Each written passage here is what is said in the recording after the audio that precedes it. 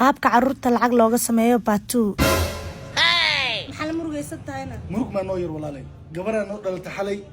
lacagna ma hayno shiidana sanadka hore wiilka ku qaraabana sanadkaana gabadha ku qaraabanayna ilaa maxamed samiyaan ku dhaartay aniga ma tuugsanay markaan adiga waa inta gabadhan farxiya oo bixinayna 25 farxiya aqaana hadda madu wacaya kulli lacag sameeyay waxe maalinka aan ogtahay 2700 aan keeni waay السلام عليكم فرحية ورد دماشيدا وايد شيء جوارا لا دلي adiga kugu sameynay hayahe sami guuriskaaga soo garaw ku salaama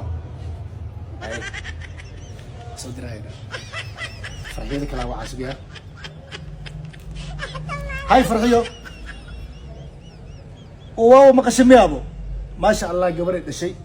gabadhii فرحية u bixinay magacaaga la jeclaaday waa ka saahay فرحية ورسول الله هاي فرحية إن شاء الله إن شاء الله هاي سمي جوريس كل إسكسودر وسلام عليكم هاي فرحية فرحية بروحي سيتها وأكو سلام فرحية سوبر waxaanu farxiin ta kiimaadeen من حدا waxaanu farxiin maxay inta kiimaadeen ورا شدان شدانك إسكنار وطادي ma yeelay inuu saa qabso كاري